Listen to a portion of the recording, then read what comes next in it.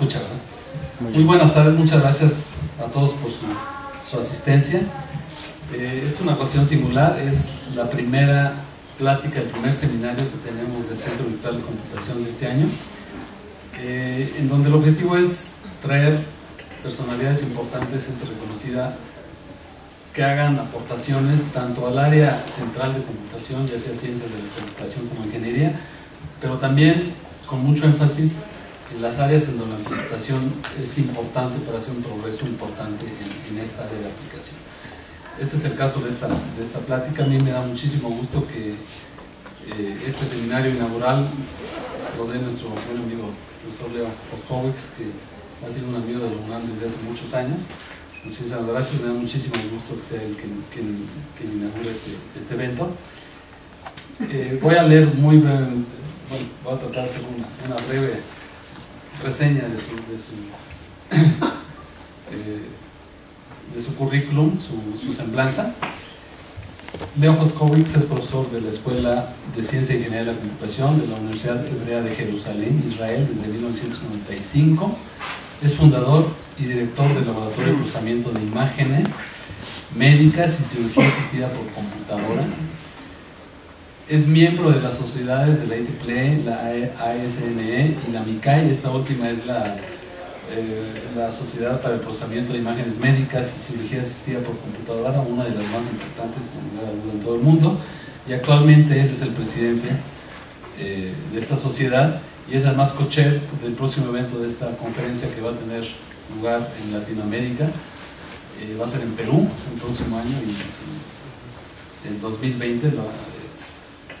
Fue secretario general de la Sociedad Internacional de Cirugía Ortopédica Asistida por Computadora y de la Sociedad Internacional de Cirugía Asistida por Computadora, ISCAS. Recibió el premio Maurice Müller a la excelencia en cirugía asistida por computadora en 2010, que otorga la Sociedad Internacional de Cirugía Ortopédica Asistida por Computadora, y el premio a la innovación CAI 2007. Ha publicado más de 250 trabajos técnicos, incluidos documentos en conferencias, revistas, capítulos de libro y editoriales, y también tiene 12 patentes. Es miembro de consejos editoriales de varias revistas, de 6 revistas, incluyendo los más importantes en el área, como es el Medical Image Analysis, la International Journal of Computer Aided Surgery, Computer Aided Surgery y Nature Scientific Reports, y ha servido en numerosos comités de programas relacionados con el área. Es realmente un privilegio tener una persona como Leo Moskowitz, que además de tener un gran background como es el que me acabo de leer, es también una persona muy sencilla, muy sensible, muy amigable. Aquí con la UNAM, cada vez que viene de él sale la idea de ofrecer conferencias, incluso un día nos ofreció todo un curso, ¿sí? Y lo hace realmente de la manera más desinteresada que hay. Tenemos la fortuna además que es mexicano, ¿verdad? Lo cual es un doble orgullo. Así es que Leo, realmente muchísimas gracias por esta conferencia. Entonces pues los dejo con el doctor Leo Moskowitz. Muchas gracias.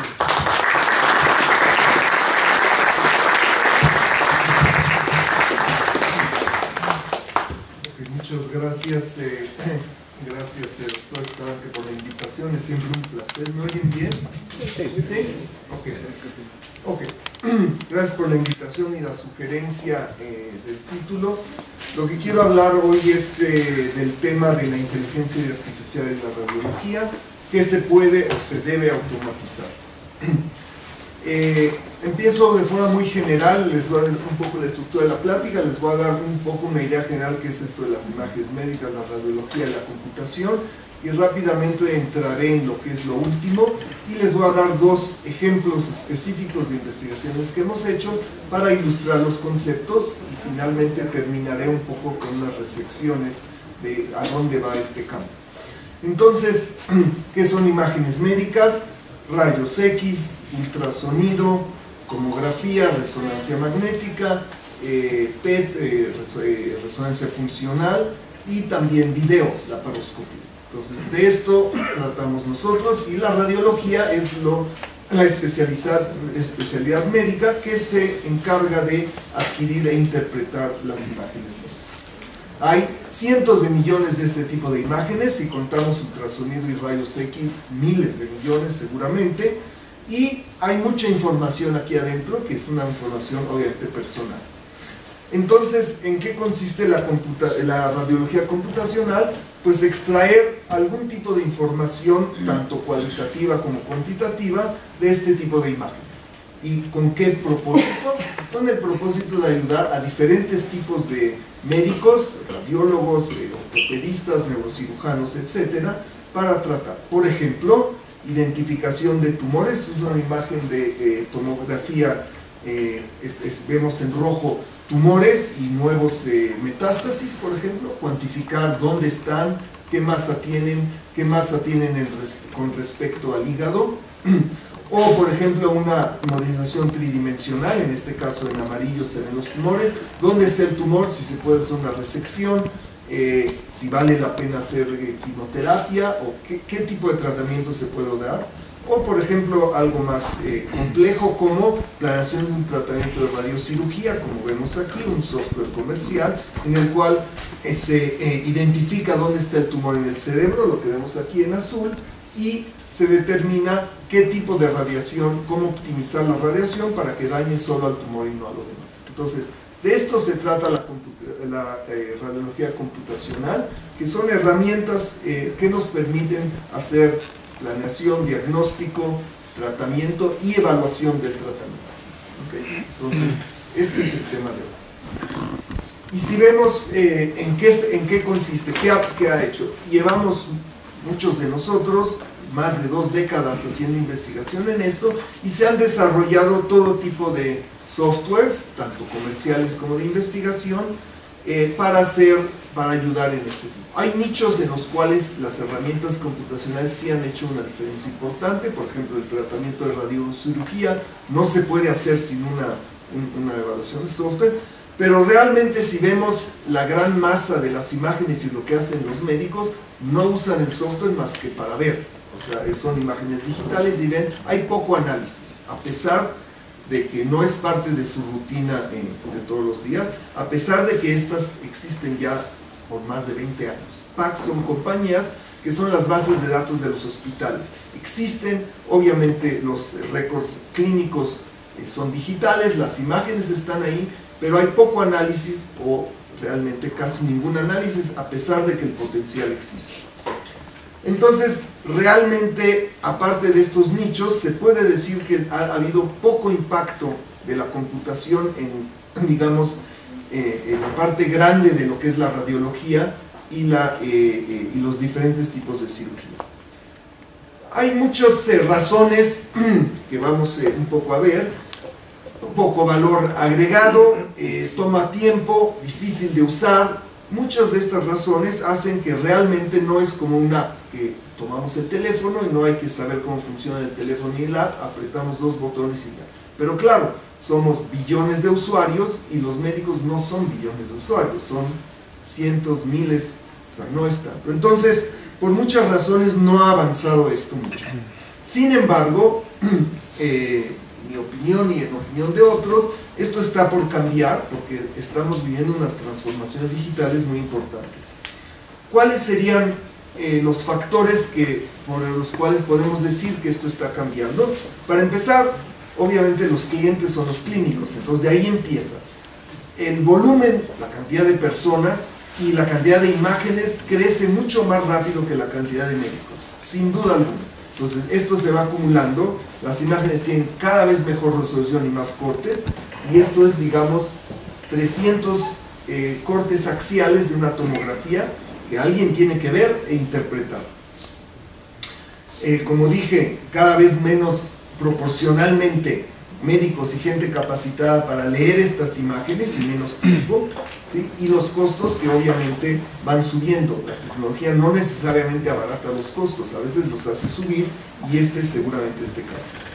Y desde el punto de vista clínico se han desarrollado mucho tipo de terapias, de cirugías de diferentes, una diversidad muy grande, que cada uno requiere una especialidad diferente. Entonces esto hace que sea difícil desarrollar plataformas genéricas que ayuden a todo tipo de tratamiento. Entonces, esto es lo que está empujando. Eso es por un lado, la demanda está ahí y va y no hace más que crecer, sin duda alguna. Por otro lado, tenemos ventajas técnicas, todo el asunto del Big Data y la red, no se los tengo que contar. Podemos hacer mucho más cosas con las computadoras que podíamos incluso hace 5 años, esto sigue avanzando muy rápidamente, computación de cloud, etcétera, nos permite hacer cosas que no podíamos hacer antes. Y desde el tema de hoy son las nuevas tecnologías de inteligencia artificial. La inteligencia artificial existe desde hace 50 años y ha cambiado de nombre de diferentes maneras, pero hoy en día hasta los médicos saben lo que es la inteligencia artificial y el deep learning. Bueno, vamos a aprovechar eso. Y realmente, si nos ponemos a ver desde el punto de vista muy pragmático, a fin de cuentas es optimización de lo que es el workflow, el proceso de trabajo. Empieza desde tomar las imágenes hasta algún outcome clínico, y ese proceso es lo que nos interesa. Como en el caso de los bancos, desaparecieron los cajeros porque se optimizó el proceso de retirar dinero o de hacer un depósito. De la misma manera, en radiología queremos automatizar parte de ese workflow o por lo menos optimizarlo. Y eso es lo que realmente va a hacer una diferencia. Si tomamos el cambio de paradigma, se puede dar precisamente en esta idea de automatización del workflow. Tomemos 2 parámetros sencillos y que son claves. El tiempo del radiólogo. ¿Cuánto tiempo requiere un radiólogo o un clínico para hacer la interpretación de la imagen y sacar la conclusión que necesita sacar? Y vemos eso con respecto a lo que sería la precisión técnica o clínica. ¿Qué número se necesita para saber si, por ejemplo, un tumor progresa? Tomo 2 imágenes, creció 10%, 20%, se redujo, eso es lo que sería. Entonces, para cada aplicación clínica existe una precisión requerida. Esto no es necesariamente sabido. Por ejemplo, si poner una prótesis de cadera, necesito que esté en un rango de más o menos 3 grados, 5 grados. O sea, eso es algo que se conoce de forma bastante genérica y que existe en parte de la literatura médica. Pero también tiene variaciones y a veces es genérico. Si nos fijamos a más tiempo, podemos en principio subir la precisión. Entonces, si nada más le echo un ojo rápido a una radiografía, o un médico, no yo, dice, bueno, pues está más o menos así. En 30 segundos dice, aquí hay una nueva metástasis, tiene pulmonía, etc. Y a veces es suficiente. Si hay que hacer un diagnóstico más refinado o hay que hacer un diagnóstico diferencial más avanzado, se va a requerir más tiempo. Entonces, aquí está donde empieza el costo. Mientras más tiempo se pasa, pues sí puedo obtener mejores resultados, pero, como dijimos, eso cuesta desde el punto de vista del tiempo. Entonces, realmente no necesitamos más tiempo más que llegar por arriba de lo que es el requerimiento clínico. Si es nada más cuestión de saber, ¿hay o no fractura? En 15 segundos hay fractura y lo mandan a emergencias y es suficiente. Para una radioterapia o una radiocirugía necesita invertir 1 hora para hacer una disección precisa para asegurarse que las diferentes estructuras no sean afectadas por esto. Entonces, cada escenario clínico requiere de otra precisión. Entonces, en muchos casos se observa, lo he observado muchas veces porque también cambia según las instituciones, no sabemos bien si estamos por arriba o por abajo de estos requerimientos clínicos. O sea, se usa el tiempo que hay y eso es lo que pasa y así está. Donde realmente lo que se pretende, en mi opinión, es no necesariamente automatizar, sino si muevo esta curva para acá, con la misma cantidad de tiempo o menos tiempo, puedo tener resultados satisfactorios, puedo tener una idea, cuantificar qué es este requerimiento clínico y entonces ya hicimos algo útil. Entonces, de esto es lo que se pretende en este caso. Menos tiempo y mejor precisión. Otro factor muy importante es la variabilidad. Muchas veces van a ver a un médico, les dicen una cosa, van a ver a otro médico, les dicen otra cosa. no necesariamente es porque no sabe, no es incorrecto, sino no se sabe. Eso se llama la variabilidad. Un observador dice, esto me parece que es una metástasis, el otro dice, no, esto más bien no me parece que es metástasis. Entonces, eso es una variabilidad intrínseca, o sea, no se sabe, hasta que no hacen una biopsia, no saben si es maligno o benigno. Entonces, este rango es importante cuantificar, porque si vamos a dar un resultado y este margen de variabilidad es muy grande, pues realmente no necesitamos algo muy sofisticado. Entonces, cuantificar cuál es esta variabilidad es muy importante para dar un resultado. Para poder decir, el tumor creció 10% más menos 5%, no 10% nada más. Entonces, esa es la forma correcta de dar las medidas, como nos enseñó en ingeniería. Ok. Entonces, hoy en día esta variabilidad es muy grande. ¿Por qué es muy grande? Por muchas razones, porque algunos de los procesos no están automatizados, porque es subjetivo, o porque simple y sencillamente no se sabe. O sea, la variabilidad no es un error, es simplemente una incertidumbre. Si podemos mover no solo la curva hacia este lado, sino además cuantificar de forma mejor y reducir la variabilidad, entonces también vamos a hacer algo.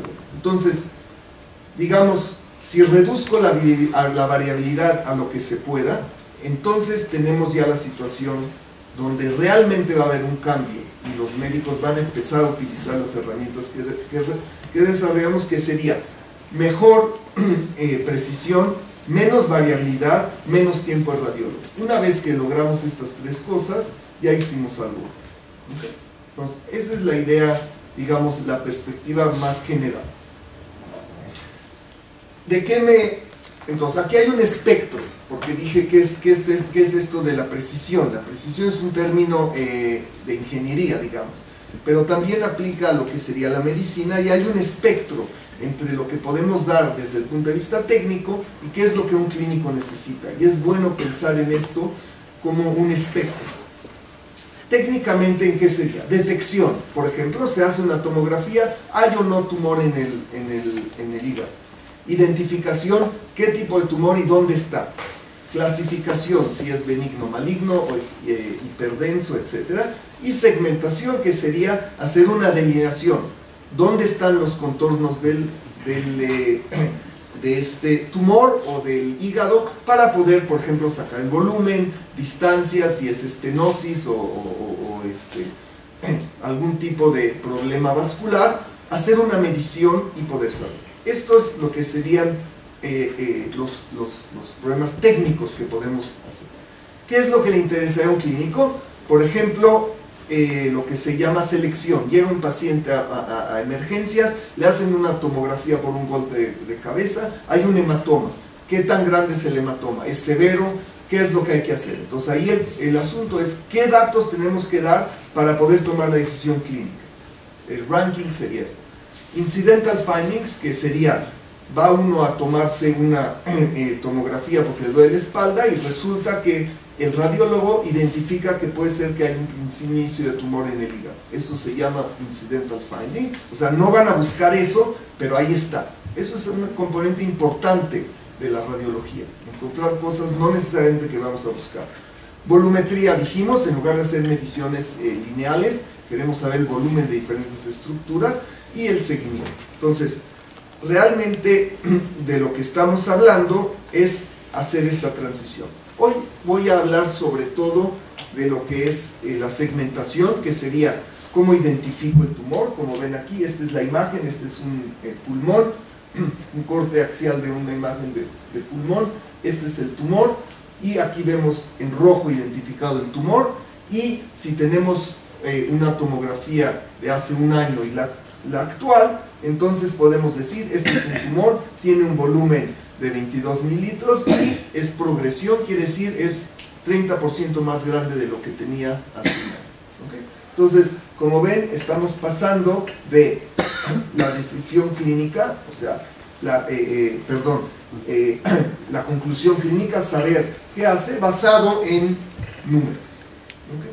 Voy a decir, obviamente, también sobre el asunto de detección e identificación, pero sobre todo voy a hablar de la segmentación. ¿No? Entonces, se necesita segmentación para muchas cosas, antes de hacer la cirugía, por ejemplo, hacer modelos para saber qué tipo de prótesis, etcétera, etcétera. O sea, el asunto de sacar un modelo es importante, y de esto es lo que quiero hablar hoy. Entonces, vamos a ver, antes que entre en el tema de la segmentación, vamos a ver en realidad cuáles son los diferentes paradigmas cómo podría yo hacer esto, con qué tipo de modelo puedo yo hacer este tipo de problemas. Entonces, si pensamos de la forma más general, ¿qué es un modelo? Tengo una serie de parámetros y relaciones entre los parámetros. Por ejemplo, si agarro los valores de gris de este tumor, tienen un cierto rango, entonces mi parámetro es el valor de gris, si está en ese rango, es la relación, ¿ok? Entonces quiere decir que esto es un tumor, es un modelo simple. Obviamente hay más parámetros, por ejemplo, si los valores de grises son muy parecidos, como aquí, entonces la posición importa, tiene que estar en una cierta posición, no puede estar en otras posiciones, y hay más parámetros. A medida que agrego los parámetros, hago más compleja el modelo, y obviamente tengo que saber cuáles son las relaciones entre estos parámetros. Por ejemplo, el lugar, o la relación con los valores de gris, etc.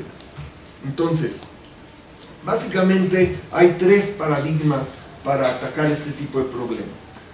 Lo que se llama la modelización manual, ¿okay? ¿Qué quiere decir?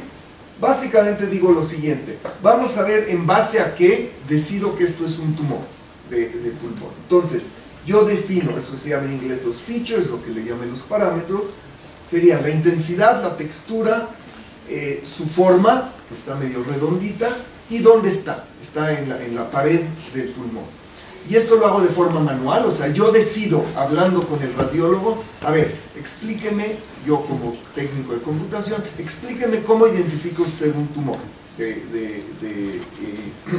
de pulmón. Entonces me dice, mira, tiene esta textura, está más o menos aquí, etcétera, etcétera. Yo traduzco eso, yo de computación, a parámetros, y una vez que hago esto, veo cuáles son las relaciones, o sea, si hay un contraste, si hago el gradiente de los grados de grises, o sea, yo determino cómo va a ser la relación entre los parámetros, y basado en eso hago mi programa, y hago que el programa detecte o identifique o haga la segmentación. ¿Okay? Y esto es lo que venimos haciendo desde hace un buen rato. O sea, básicamente entender qué hace el médico y copiarlo o traducirlo a términos de un modelo matemático, y obviamente hacer un programa. Hace, digamos, ya 10-15 años, Machine Learning dice lo siguiente: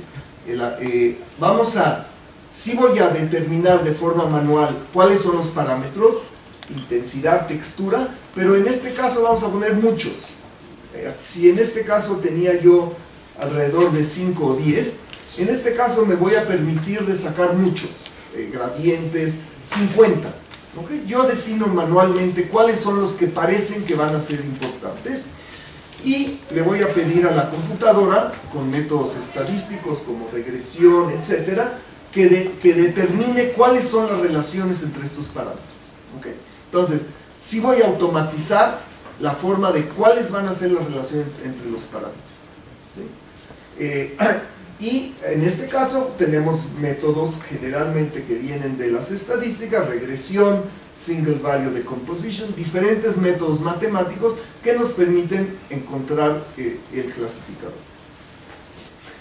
Y en el caso de Deep Learning diría, pues básicamente no voy a tratar de adivinar cuáles son los parámetros relevantes, voy a dejar que mi caja negra adivine o deduzca cuáles son los parámetros importantes, y vamos a dejar que saquen las relaciones. ¿Okay? Pues sonaría que, pues, si esto se puede, ¿para qué hacer lo demás? ¿Okay? Pues resulta que no es tan fácil, y entonces esto es el arte. Entonces, ¿sí queda claro cuáles son los tres paradigmas? Ok, entonces parecería que este es el mejor, porque, pues, o sea, mientras menos trabajemos nosotros y más trabaje la máquina, pues de eso se trata, ¿no? Ok. Resulta que las cosas no son tan fáciles, y cada paradigma requiere una forma de entendimiento y de modelización diferente.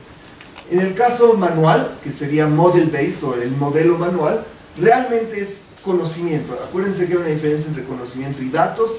El conocimiento es entender qué hay en los datos. Es sobre todo de conocimiento y necesito pocos datos.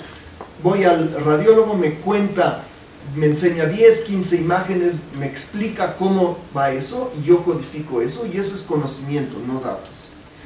En el caso de Machine Learning, sí necesito por lo menos saber en base a qué. Si él me dice, no, mira, la textura es homogénea, no te metas con eso, o me dice, los valores de gris están muy cercanos, entonces tampoco va por ahí. Entonces, realmente sí necesito algo de conocimiento, pero necesito más datos, porque necesito recabar más features o parámetros, y necesito mucho. En el caso del Deep Learning, en el caso extremo, ni siquiera tengo que ir a hablar con el radiólogo. Le digo, ¿sabes qué? Me vas a dar datos, los datos van a estar tagueados, o sea, van a estar identificados, eso no es, aquí está la delineación, no me interesa, estoy poniendo de forma extrema, ¿cómo tomas la decisión? Tú pásame los datos. Lo delineas, pasas los datos, me pasas los datos y yo le meto eso a la caja negra y me saca las cosas. ¿Okay? Entonces el tipo de trabajo es diferente. El tipo de programación para los que hacen programación aquí es diferente. La programación tradicional para la gente de mi edad, sería como le hicimos de aquí hasta entonces. En el caso del Machine Learning, pues programamos cómo sacar cada uno de los features. Son programas relativamente pequeños y usamos los paquetes y lo que hicieron nuestros colegas de estadística para hacer regresión, etcétera, etcétera. Hay que obviamente entender qué se hace, pero es diferente.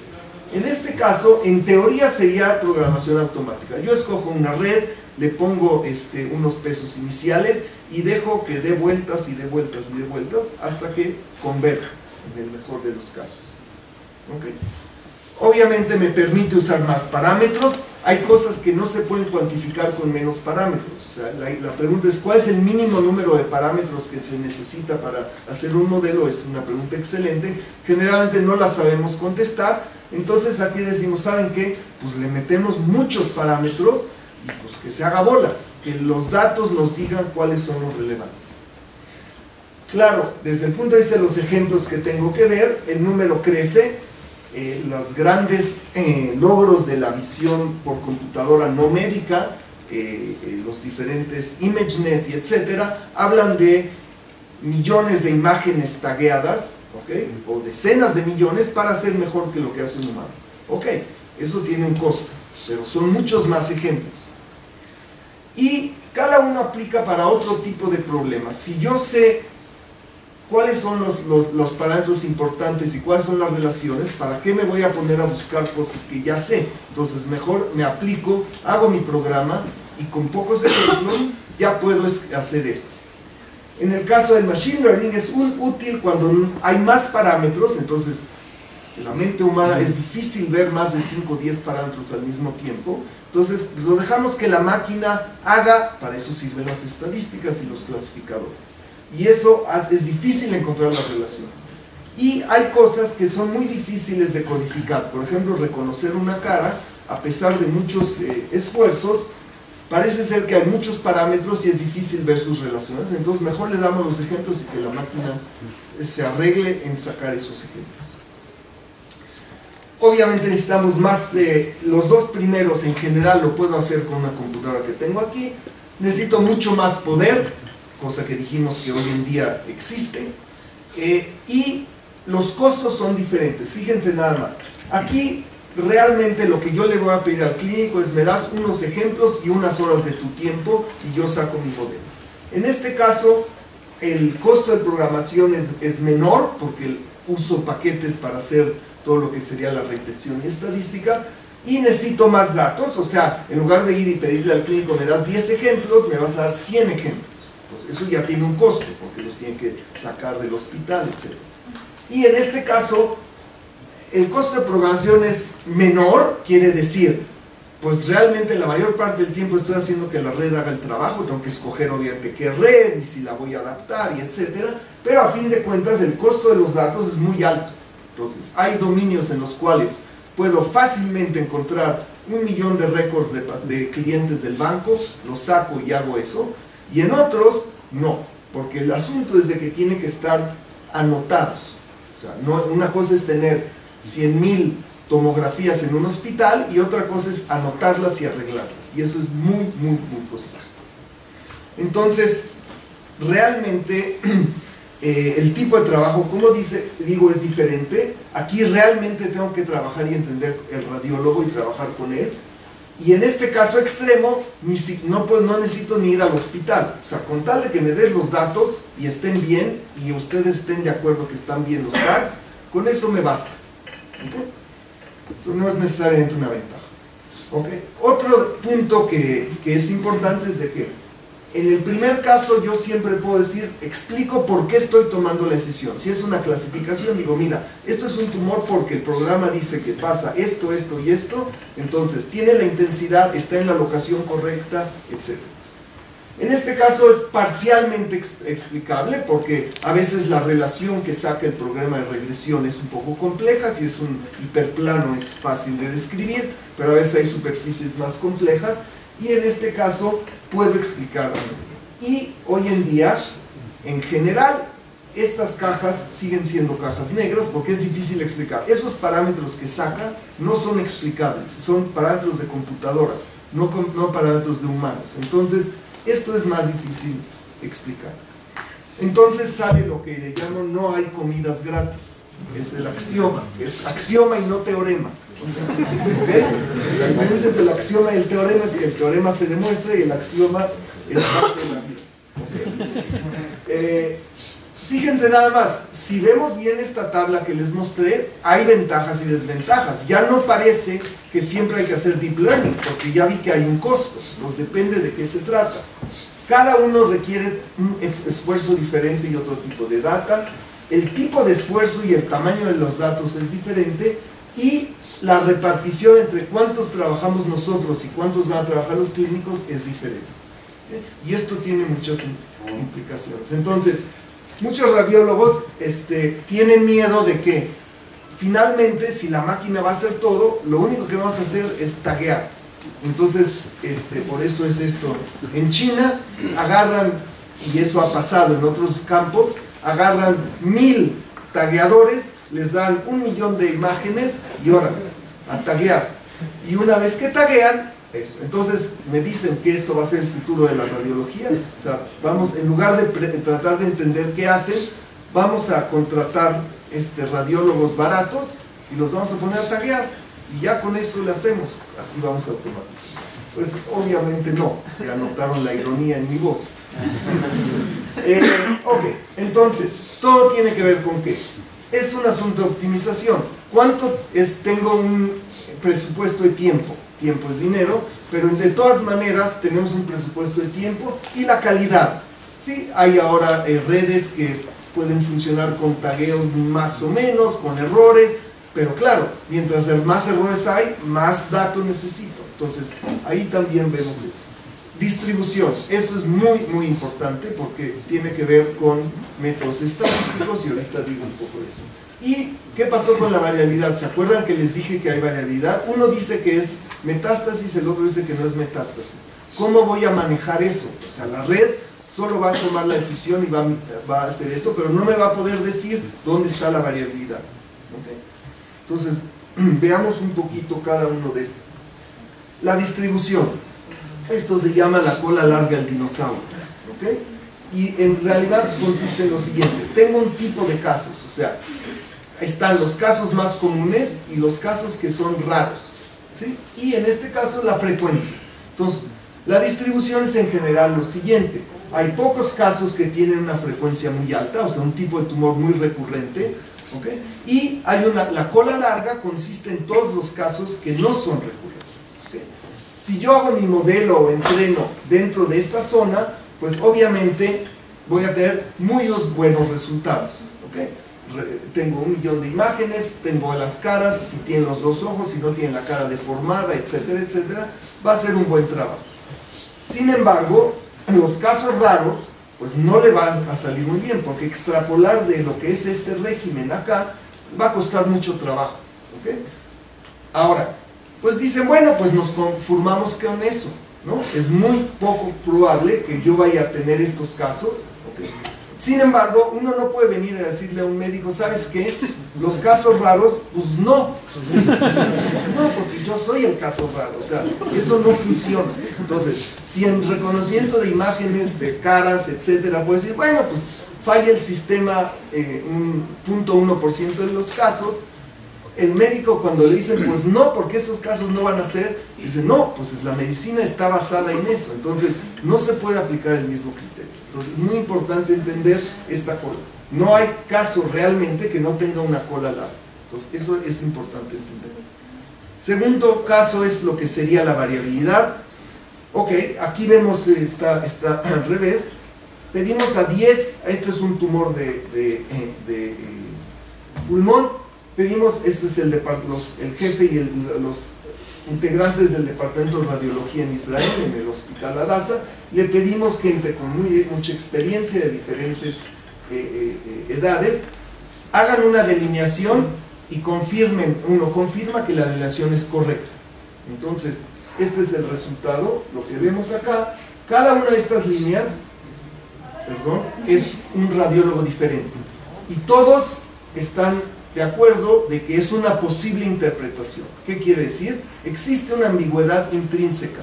O sea, es correcto. Entonces, como ven, donde hay contraste serio, el borde está cerca. Sin embargo, ahorita que nos acercamos acá, casi no hay contraste, la variabilidad crece. Entonces, ¿cuál es el resultado correcto? Pues depende de la variabilidad, hay que entender. Como ven, aquí hay discrepancias importantes.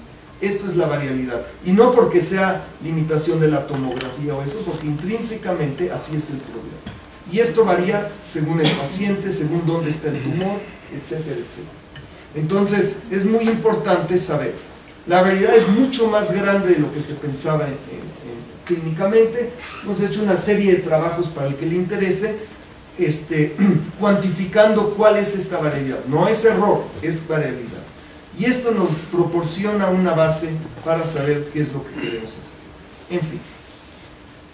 Ahora me paso ya al caso del paradigma. El paradigma actual dice lo siguiente: lo que yo voy a argumentar es que no se puede excluir al radiólogo, al clínico, como se podría hacer en otros campos. ¿Por qué no se puede hacer esto? El paradigma actual es el siguiente. Digamos que quiero hacer un programa que detecta y segmenta automáticamente glioblastomas en el cerebro, son tumores de cerebro. Entonces me voy al hospital, le pido al médico, recoges, me identificas los tumores y haces una delineación manual. Me voy al laboratorio, desarrollo mi modelo en cualquiera de los tres paradigmas, le paso de regreso el prototipo y resulta, mira, aquí falló. Entonces me regreso, digo, a ver, ¿por qué falló? ¿Es un bug o algo que no estaba contemplado? No entiendo qué pasa. Me regreso al clínico y le pregunto, oye, ¿esto es un error o así tiene que ser o es variabilidad? ¿Okay? Y esto es como se hace hoy en día, y esto tiene muchas desventajas porque es muy lento, es un desarrollo secuencial por fases. Primero tengo que colectar muchos datos y después me doy cuenta si está bien o no el modelo. Pues esto toma tiempo y es muy difícil aprender de qué pasa acá de regreso, porque solo necesito ya que el programa esté listo para poder poner. Y en general no veo los casos raros porque el programa está hecho según lo que me dieron al principio. Entonces esto no es un modelo muy fácil y además no sé cuál es la variabilidad. Lo que nosotros proponemos es realmente incluir al clínico directamente en este desarrollo de la forma siguiente. Claro, empiezo por una recolección, pero mucho menor de scans. Después desarrollo mi modelo, ¿okay? Pero en mi modelo voy a saber que parte de las decisiones y de lo que voy yo a sacar de output no va a estar correcto y le voy a pedir al médico que lo corrija. ¿Por qué lo va a corregir? Porque le va a ahorrar tiempo. Por ejemplo, si tiene que sacar el volumen de un tumor, el programa hace una segmentación, digamos que hay un error, pero es un error que se puede corregir fácilmente. En un minuto el médico corrige el error y tiene un volumen. Entonces ya le estoy dando un volumen a cambio de un minuto de su tiempo.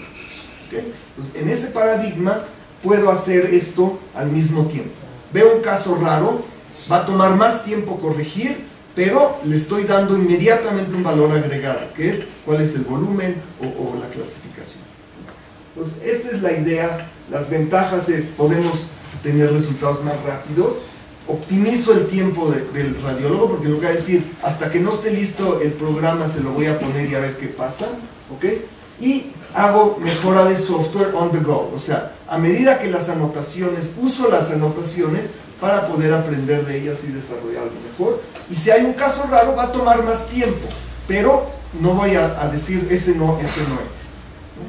Entonces, esto es un poco abstracto, pero ahí les van dos ejemplos concretos de por qué esto es. ¿Por qué es la motivación? Porque los datos anotados en medicina son muy caros, porque el tiempo de radiólogo es muy grande. Entonces, el primer ejemplo es de Machine Learning. De Model Based no puse porque hemos visto ejemplos y no tengo tiempo.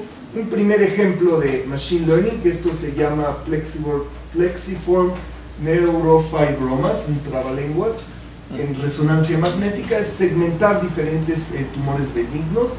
Y el segundo es un trabajo sobre segmentación de resonancia magnética usando Deep Learning. Entonces, ahí les va. El tipo de tumores son tumores benignos que pueden aparecer en todo el cuerpo, son brillantes, ahí ven las flechas, en resonancia magnética. Y es difícil distinguir solo por la intensidad de los valores de gris cuáles son. Okay. Aquí ven ejemplos. Los bordes no están bien definidos porque hay infiltración. Aquí ven qué es parte del tumor y qué es eso, se necesita saber. Okay. Y tiene diferentes apariencias según dónde estén, si están en el hombro o en parte del cuerpo, etc. ¿Y cuál es el problema clínico importante? No hay realmente cura para este tipo de condiciones. Se trata de hacer un seguimiento. ¿Ha empeorado o está funcionando si hay un tratamiento experimental? Y la forma de determinar es cuál es el volumen que había antes y cuál es el volumen que hay ahora. ¿Okay? Pero para sacar el volumen hay que delinear y hacer una segmentación. Una vez que tengo en rojo cuáles son los voxeles que pertenecen al tumor, pues le saco el volumen fácilmente. Okay. Como ven, no está fácil. Es una cosa muy difícil de programar porque no sé cuáles son los parámetros, ni siquiera sé cuál es lo relevante. Okay. Y aquí vemos un ejemplo en el cual está extendido, entonces hay muchos sitios y muchas locaciones. Ese es un scanning de todo el cuerpo. Entonces, ¿cómo hicimos esto? Acuérdense que esto es con el radiólogo. No va a ser automático, pero le voy a pedir al radiólogo una parte de su tiempo. ¿En qué consiste? Voy a hacer lo siguiente. Voy a agarrar un training set relativamente pequeño y voy a hacer histogramas. Histogramas de valores de gris según las regiones. Histograma de religión no es buena idea. Voy a hacer unos histogramas y voy a hacer una base de datos de histogramas de lo que vi hasta ahora. O sea, no me va a permitir hacer una clasificación perfecta, pero estos son los ejemplos que tengo por el momento. Y voy a hacer lo siguiente. Como no puedo detectar dónde van a estar, porque puede estar en todas partes del cuerpo, le voy a pedir al radiólogo o a la radióloga que haga una raya donde sí es, no una delineación, sino que diga, mira, acá hay uno, acá hay otro, acá hay otro, acá hay otro, y no tiene que ser muy preciso, de manera que optimizo el tiempo. Le pido 1 minuto por corte, que ponga una rayita en las partes más importantes. Y el programa hace lo siguiente, se va, agarra en esta área, calcula el histograma, se va a buscar el histograma más cercano, utiliza ese histograma y propone una segmentación. La segmentación puede estar bien o no bien, se corrige y se sigue haciendo. Entonces, la idea sería esto, es un matching de histogramas. Okay. Esto sería el software en acción. Aquí vemos los diferentes cortes, algo muy sencillo, ¿sí? Puedo decir, esto aplica a 3 cortes, como ven, ok, entonces dice, a ver, ¿de qué se trata? No, pues se le pasó la mano. Okay, por ejemplo, aquí agarró una parte del flujo de la espina dorsal y entonces borra esto, lo borra. Es un software que permite al médico, no a uno de nosotros, hacer las correcciones. Ven, en otros casos no está mal. Corrige un corte y lo propaga a los cortes que están vecinos, de manera que no hay que corregir uno por uno. Okay. Entonces, ya se dan más o menos la idea. ¿Ves? Aquí hizo bien el trabajo y va aprendiendo. O sea, sé que estoy buscando, pero los histogramas van variando y aquí tenemos el error. Entonces, si vemos el error en función de del tiempo, ¿sí? Al principio no tengo segmentación, el error es 100%, y al final no voy a llegar a 0, pero voy a llegar, digamos, al 10% variabilidad del observador. Como ven, van pasando uno por uno y en un cierto punto ya se obtiene mejor. No necesariamente es monotónica, o sea, a veces los arreglos lo hacen peor, pero a fin de cuentas podemos ahorrar tiempo. ¿Cuál es la ventaja?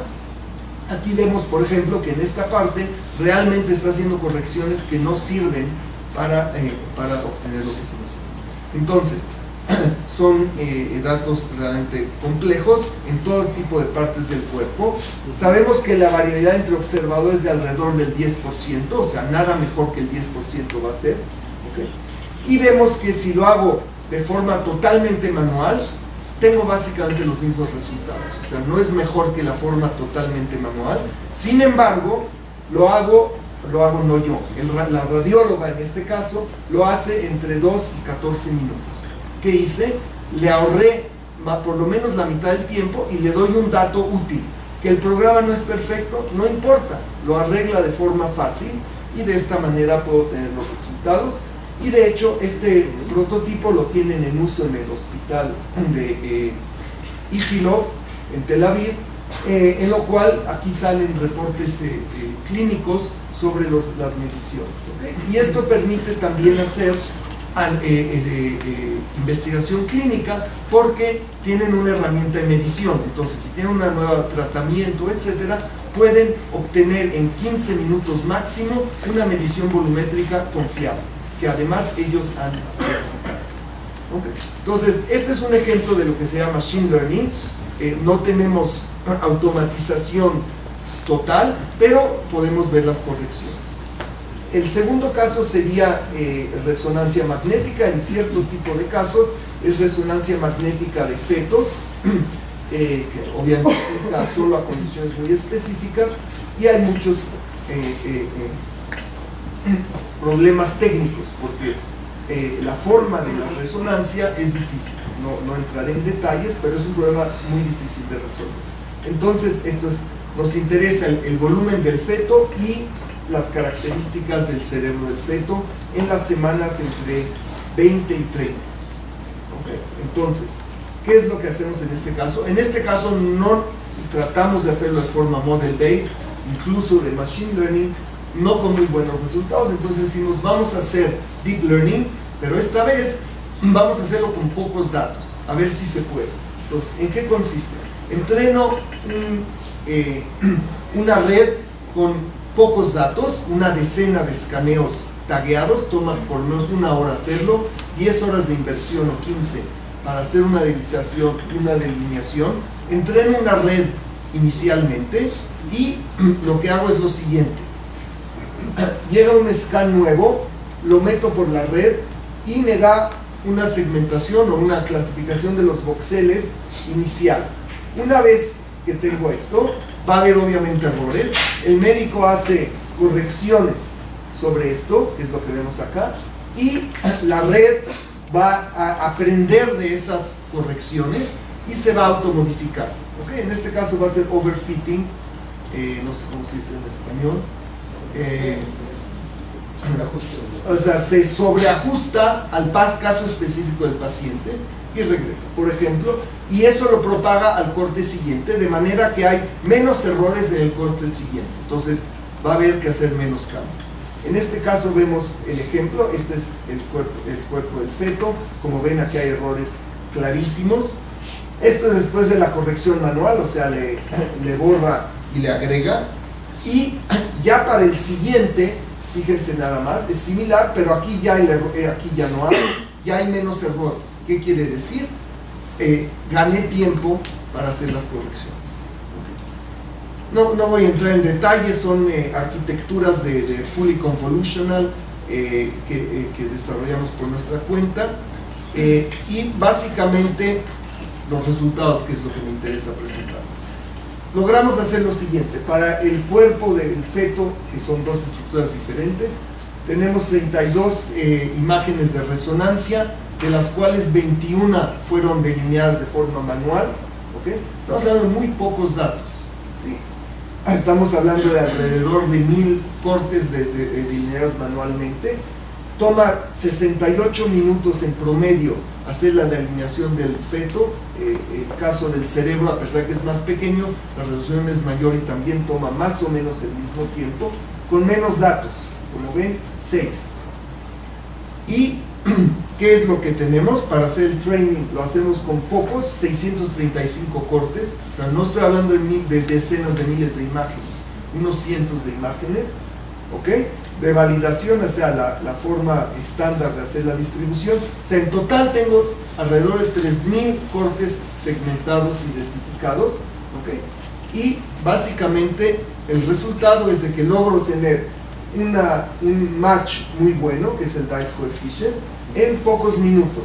¿Cuánto tiempo? 5 minutos en lugar de 68 minutos. Entonces, ya hay un valor agregado. Sí puedo pedir de un radiólogo, dame 5 minutos, ve corrigiendo, además no es tan tedioso, y tenés certificado porque al final del proceso ya vio todos los cortes, entonces ya está validado. Entonces, el tiempo de la validación ya me lo ahorré, porque a medida que va viendo, corrige. Entonces, al final del proceso ya está validado y ya tiene confianza de lo que obtiene. ¿Okay? En este caso, como ven, tenemos una ventaja dramática. Si no hiciéramos las correcciones como se los dije, con la red sí llego a una clasificación de 35%, sin embargo corregir los errores esos toma casi el mismo tiempo, o sea, no gané nada. Empiezo con una mejor calidad, pero hay demasiadas correcciones, no sé cómo hacerlas, y entonces no aprendí de cómo hacer las correcciones. De esta manera, en el paradigma que les mostré, puedo hacerlo con mucho menos tiempo y con la misma calidad. ¿Okay? Entonces voy generando mis datos a medida que hacemos las cosas. ¿Okay? Entonces estos serían ejemplos. La corrección realmente nos da buenos resultados. Como ven aquí, esto es sin corrección y esto es con corrección. Entonces básicamente estoy aprendiendo del modelo del escaneo específico que tengo acá. ¿Okay? Datos que dicen que en promedio solo 1 de cada 5 cortes requiere correcciones, porque los cortes se propagan, ¿okay? Y solo alrededor del tercio de los slices requirió corrección. Entonces esto quiere decir que sí está haciendo algo útil aquí. Hay obviamente cambios drásticos, porque los cortes, el cuerpo es una estructura compleja y hay diferentes. Entonces esto es básicamente los resultados que podemos obtener.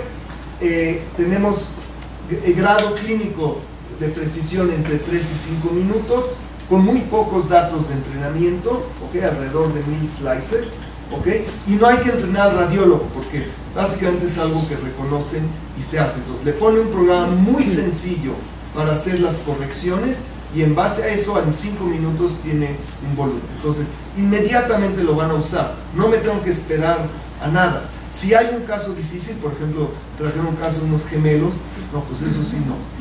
Entonces va a tomar mucho más tiempo, pero no puedo hacer ese caso. O sea, es un modelo que permite de forma incremental adaptarse, y recientemente aplicamos la misma idea a la placenta, y también tenemos, ¿se dice placenta? Sí. Y también tenemos resultados muy similares, o sea que es bastante genérico este tipo de cosas. Esto me lo voy a saltar. Ok. ¿Cuál es el mensaje? Para empezar, la clasificación y la segmentación son diferentes. ¿Por qué me permitió hacer este truco? Clasificación sería decir, es tumor benigno maligno. Para eso es un bit, 0 o 1. Para eso sí necesito muchos casos, y esta idea no funciona, porque, o sea, no hay suficiente información. La segmentación hay muchos voxeles, entonces hay que aprovecharlos, y por eso es diferente. Las anotaciones toman muchísimo tiempo, entonces obviamente no se va a hacer de forma manual. Y las correcciones, hay que aprender de las correcciones. Eso es algo muy sencillo. Si no tengo muchos datos, me genero los datos a la medida que van corrigiendo, y ni se dan cuenta los radiólogos que están generando datos para poder hacer el training. Entonces esto es útil. Y por eso le llamo el radiólogo en la bucle. ¿Okay? Estoy haciendo bootstrapping, quiere decir, empiezo de poquito y le agrego y va mejorando a medida que agrego, sin tener que mandar a China a los radiólogos a hacer la segmentación. ¿Okay? Y además, como les dije, la corrección y la validación van. De todas maneras, si fuera totalmente automático, el radiólogo va a querer pasar sobre los cortes y cerciorarse que los resultados son correctos. Entonces, de todos modos va a necesitar 2 minutos para ver los resultados. Pues mejor los aprovecho. Optimización del tiempo del radiólogo y, obviamente, la condición para que lo usen es inmediatamente darles algo que es inmediatamente útil clínicamente. La radióloga necesita el volumen del feto, se lo voy a dar aunque sea un programa experimental, pero ya eso tiene un valor agregado, no solo que me va a regalar su tiempo para hacer investigación. Entonces esto tiene una ventaja grande y lo podemos hacer de esta manera. Okay. Y ya para terminar, o sea, les di un ejemplo, una parte de todo esto. Realmente está sonando mucho todo este tema de la radiología computacional. Por ejemplo, en el congreso más grande de Estados Unidos, que se llama Radiological Surgical Society of North America, contamos más de 15 pláticas que tienen como título AI, Radiology, o sea, realmente está sonando. Más de 34 compañías que dicen que hacen AI o Deep Learning, quién sabe si es cierto. Compañías tanto grandes como chicas, startups, Google, todo el mundo quiere hacer eso. No pocas veces he oído los radiólogos, ¿cuándo me van a sustituir? ¿Me va a pasar como a los taxistas? O sea, en 5 años ya no va a haber radiólogos, o me van a poner a anotar. O sea, ¿qué va a hacer? Me van a acabar contratando Google para hacer anotaciones y vamos a automatizarlo. Pues obviamente que no, es mucho más que eso. Yo lo que digo es que hay que ser totalmente agnóstico. Lo que importa es optimizar, dar el resultado en este esquema que les di y ya después dejarlos de marketing que digan si es learning o no. Pero eso ya, con eso no me meto. Y hay que escoger bien sus aplicaciones. O sea, si uno trata de hacer deep learning en radiología, la primera barrera que se va a encontrar es que no van a tener datos. O sea, lo quieran o no lo quieran, no va a tener datos. Entonces hay que escoger donde se puede dar un valor agregado muy rápidamente y sacar un prototipo clínico que podamos poner lo más rápido posible. ¿Okay? Entonces se puede combinar con otras cosas y en lugar de decir están exagerando y no hagan, pues vamos a aprovechar, ¿no? Si hay mucho hype, hay que aprovechar para hacer cosas serias. Obviamente es el laboratorio de los estudiantes con los que hacemos este trabajo, son los colegas del hospital de Ichilov, la profesora Daphna Ben-Bashar, que es la experta en resonancia magnética, y bueno, como había comentado, es un buen periodo, es una buena época para estar en todo este tema de la inteligencia artificial de la radiología. Esto es por primera vez el congreso que se da en Perú, los cuales están todos cordialmente invitados. Gracias por su atención.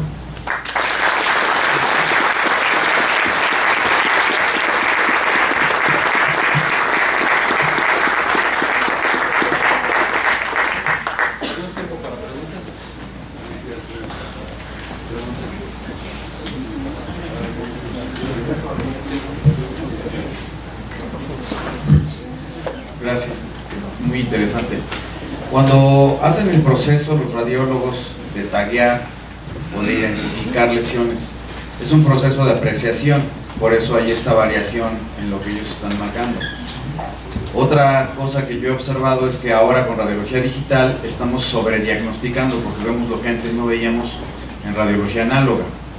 ¿Hasta dónde esto puede ser un riesgo cuando sometes esta información o esta base de datos analizada por determinado número de personas y la metes a la caja negra, y la caja negra no distingue ni discrimina, simplemente va a procesar lo que tú le das, que los diagnósticos o la sistematización no sea correcta?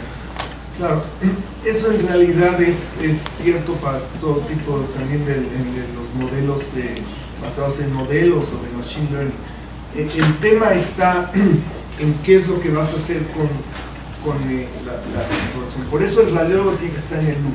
O sea, el programa dice, esta es la segmentación, o aquí parece que hay un tumor, pero para eso se necesita el criterio humano para decir, ok, sí o no, cuáles son los otros factores clínicos. O sea, hay un contexto clínico.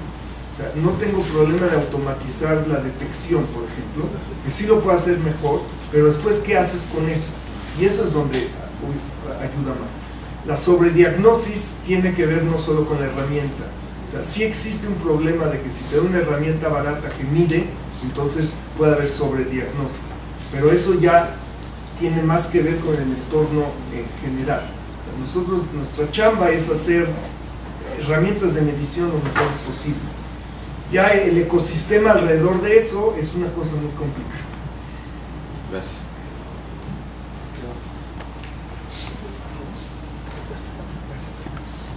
Muchas gracias por su plática, doctor. Siempre muy interesante.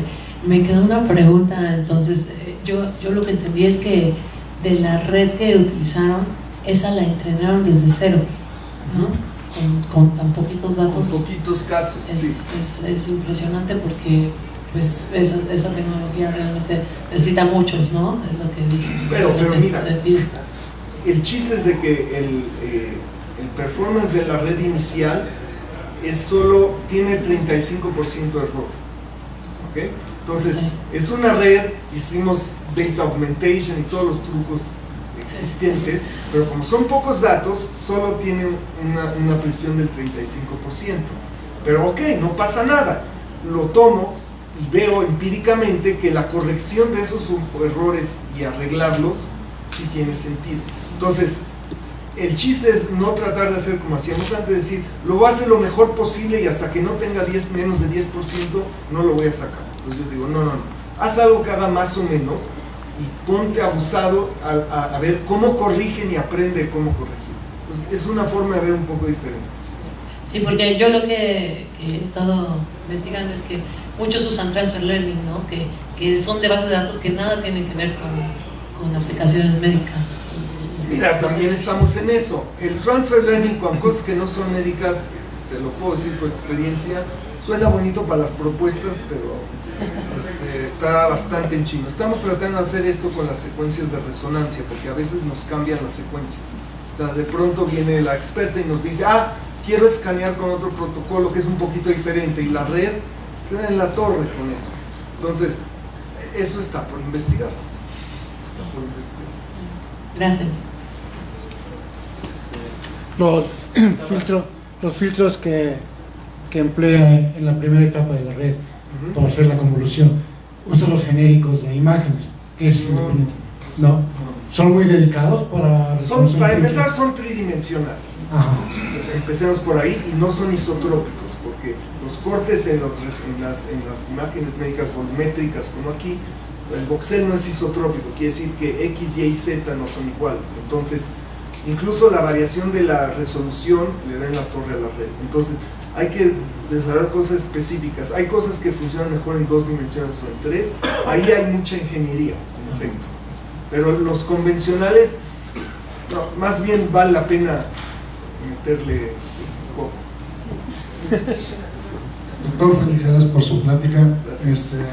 Una pregunta, bueno, ahora que es toda esta de la imagen y que veo que tiene bastante experiencia en imagen médica, ¿qué piensan de radiómica?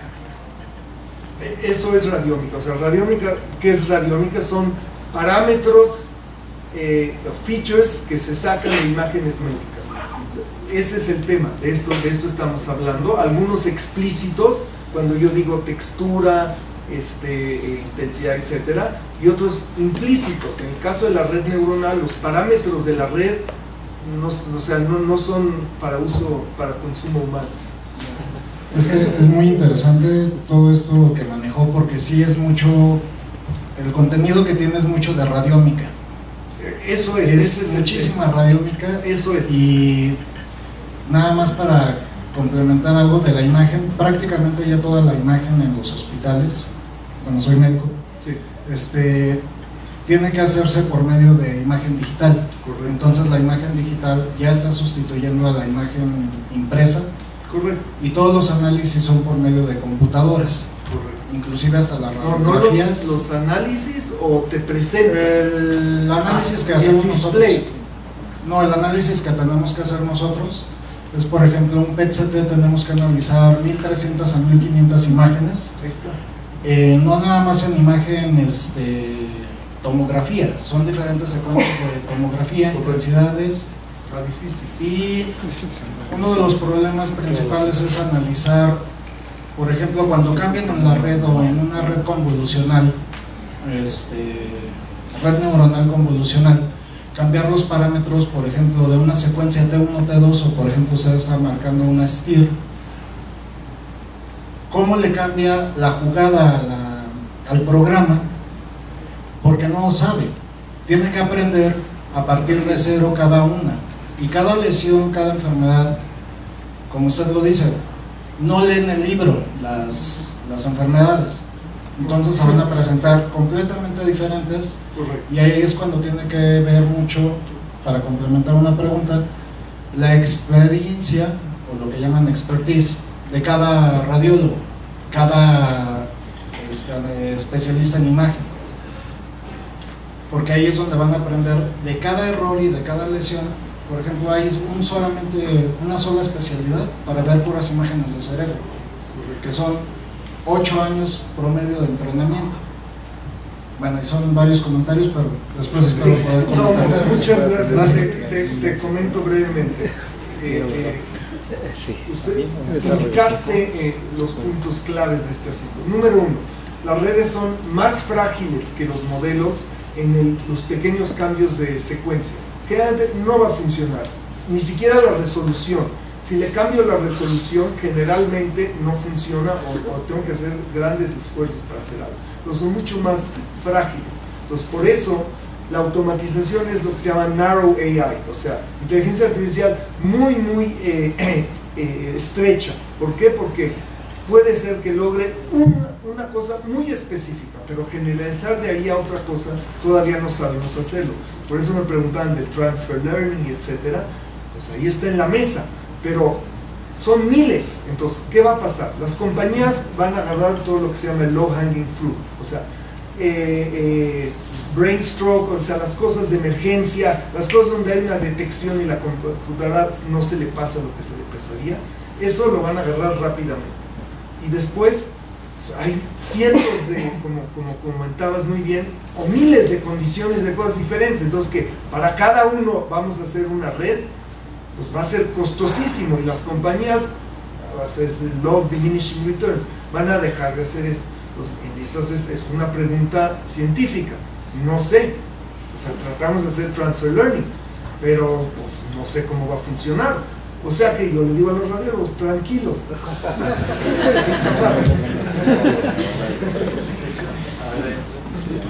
¿Qué tal? Buenas tardes. Tengo dos preguntas prácticamente. Yo también como radiólogo, esto es prácticamente nuevo para mí, no lo conozco mucho, la tecnología no la conozco mucho. Entonces, dos preguntas. La primera, ¿qué podemos encontrar de error? Por ejemplo, puso muchos diagnósticos de los nódulos pulmonares que van únicos ahí. Eso es un caso muy bueno para todos los radiólogos, ¿no? Pero en realidad, cuando llega el paciente, llega con lesiones periféricas, llega con muchas alteraciones aparte del nódulo. Entonces, ¿cuál es la probabilidad de que este tipo de tecnología nos ayude a dar un buen diagnóstico? Pues mira, lo que se está desarrollando mucho ahora es todo el tema de los incidental findings. O sea, como bien dices, ese es el problema de lo estrecho. O sea, básicamente estás automatizando algo muy específico, pero si es multifactorial, entonces ya no se puede combinar, y para eso necesitas al radiólogo. Entonces, en muchos casos las compañías que han empezado a tener éxito únicamente te indican, échale un ojo ahí. O sea, si yo agarro el escaneo y te digo, te pongo 3 flechitas y dices, aquí hay algo sospechoso, y ya le dejo al radiólogo que lo haga. El simple hecho, si hago una buena detección de decir, aquí hay algo que es diferente o sospechoso, y tú haces la interpretación, con eso ya hicimos mucho. Eso tiene potencial. O sea, no tanto el diagnóstico, que es pues, mucho más complejo, pero nada más decirte aquí, aquí, aquí, o el volumen es tanto, y tú ya haces el resto. Ahí veo más posibilidades. Y nada más, otra pregunta.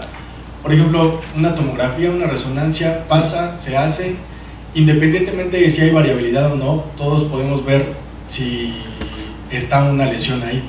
Pero por ejemplo, un ultrasonido, que es ya técnico dependiente. Claro.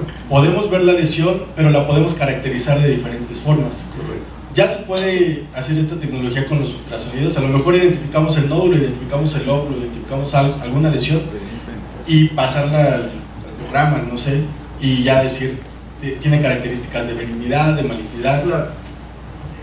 Técnicamente es posible, y de hecho se podría reducir la variabilidad de los sonografistas. Me han propuesto varias veces esa idea para determinar si el plano está bien o no, tanto en gineco como en otras.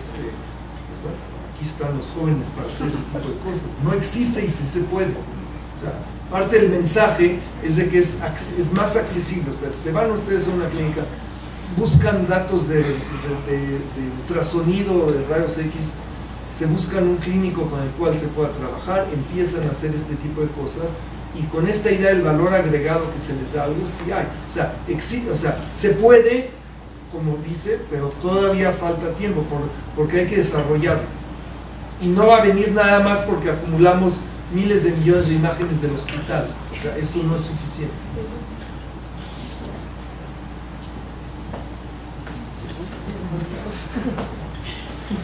Muy bien, pues. Muchas gracias.